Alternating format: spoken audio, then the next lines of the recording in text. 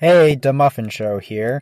I wanted to share this game with you. It's a interesting game where I had a four squad team with the owl and rabbit and just a lot of food synergy between the two. Without any further ado, I'm going to go ahead and hit play. We see at the start I get offered two ducks and a fish. And so I'm going to grab all three of those. Any pets with 2, 3 in stats are pretty good as starting pets. You have a pretty good chance of tying or winning one of your first two games, which is really all you care about. Duck might be the best one just because it has those desirable 2, 3 stats, and it gives you a benefit when you trade it out, which is pretty valuable. Considering that there are very few tier 1s that you're considering keeping. So here I pass out on some other doubles. I passed up on a triple on that Pie Tamarin. I think that's the name of the pet. I probably should have considered getting that. I was really just hard rolling for a third fish. It's ideal if you can get 2 level ups on turn 3. It really gives you a better idea of what your options are and what sort of build you might be looking forward to making in the future. In hindsight, I probably would have looked, at least rolled a few times to try and get another pet. I do get the owl offered for tier 3. I also go ahead and grab the peacock. Peacock is a pet that really benefits from having extra health, so the extra 2 health from selling the duck is very good. Go ahead and put the owl in front. He's our leader, our king. I do appreciate my opponent going frog strat. Lot of respect for a frog build, a frog swap late game build. Here we go ahead and sell this mouse. This was played while mouse costs 1 gold, the apple that you get. I grabbed the meerkat. I think a lot of people trash on the meerkat. He looks kinda like a serial killer. I certainly don't trust the way that he's standing, but maybe that's why he's so aggressive. But he's like having 2 moths. Sort of. I think the attack he gives is actually quite good for...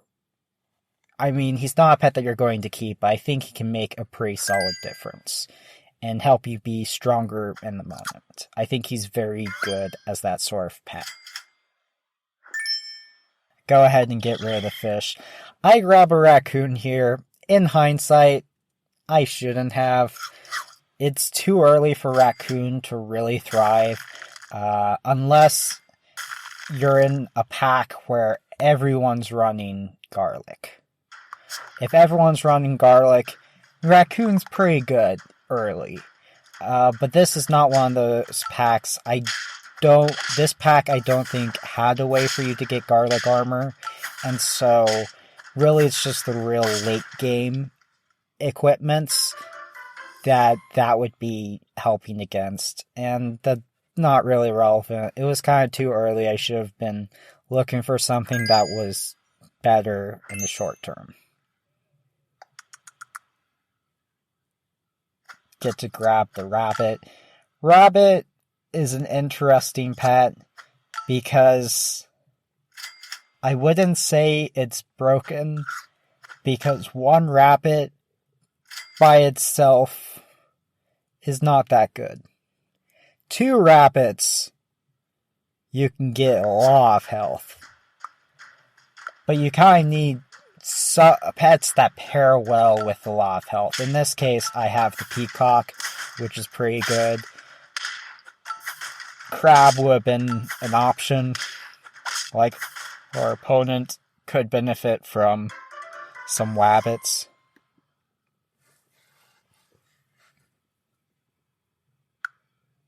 Here I see the manta ray. Manta ray is a pet that I think of the 4 team pets, it's one of the worst.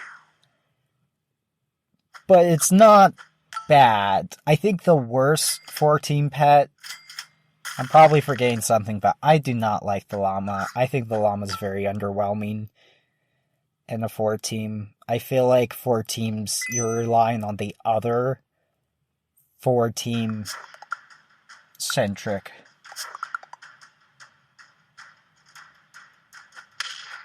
To help you out. Our opponent's still rocking that lizard, frilled lizard. Frilled lizard is one of the pets that I don't think it's necessarily good to hold on, but I feel like you kind of have to hold on to him into the mid-game if you end up investing. I think you end up investing too many stats in him. Here I go ahead and set up for the melon. In this particular pack, melon's better than the other late game equipment options, and the Galadriel's the only way to get it in this weekly.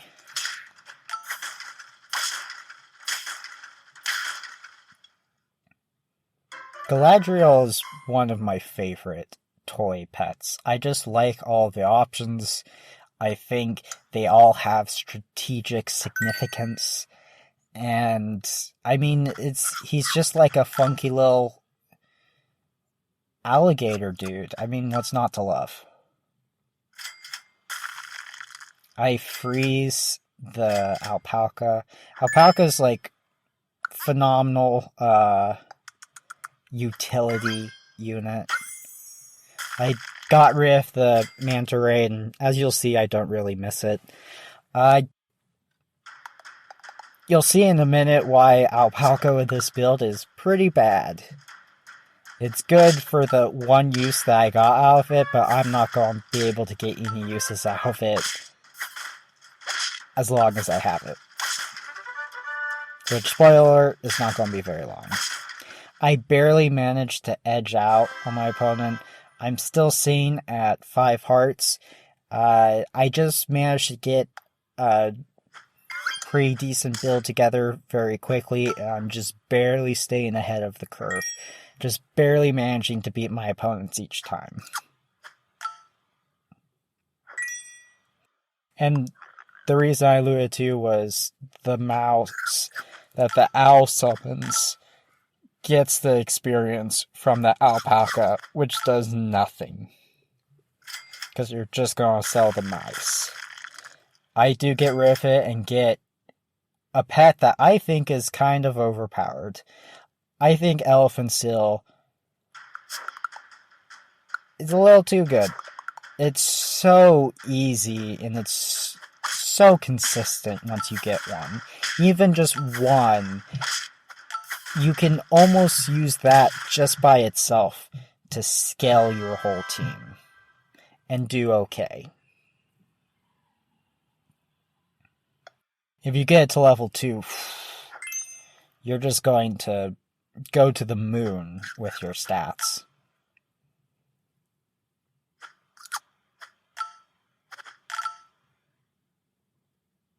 Every held food is essentially a sushi, which is a pretty decent food. I actually buy a sushi here, but it's pretty good. Pretty solid.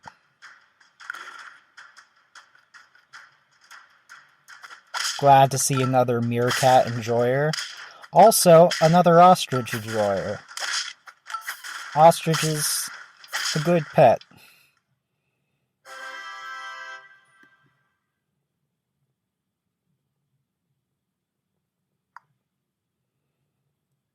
Another elephant seal. That opens up the potential for some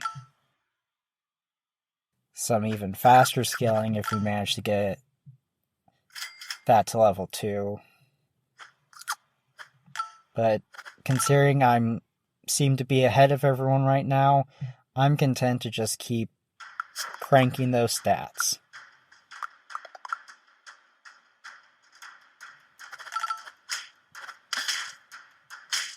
Going up against a sniper team. Fortunately, their lionfish doesn't have enough stats to be a nightmare. And we just knocked him down to 1 life, so I don't think his build is at the stage where he's going to be able to recover in order to get that strong enough snipe team to win. He's in a tough situation.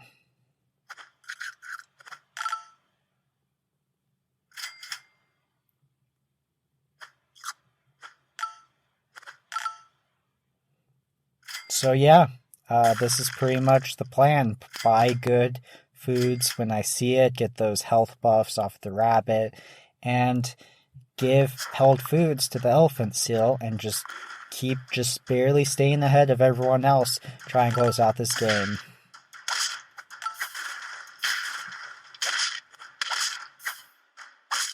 Opponent's making strategic use of the scorpion, but it's not enough to win them the battle.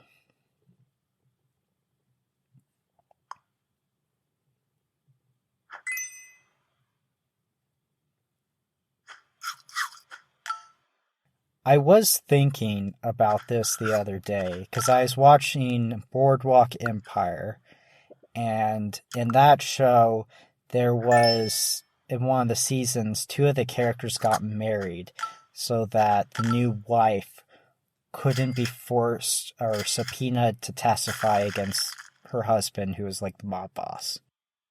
And it made me think, Mormons are allowed to have multiple wives, right? And now gay marriage is normal.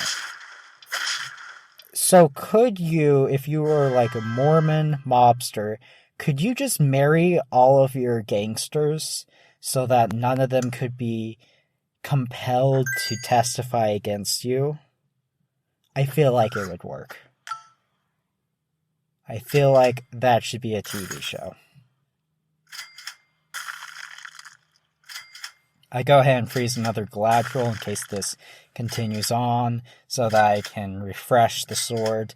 And I freeze the Scorpion because it's, at this point in the game, having a Scorpion in the 5th slot is going to be better than just getting the buff from being able to sell the mouse.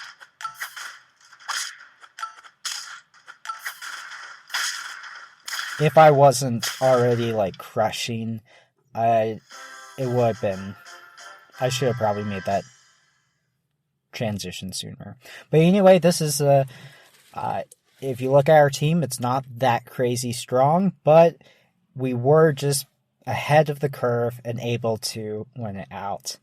And I think it's really interesting, just the constant factory of mice from the owl and then sacrificing to buff up our peacock.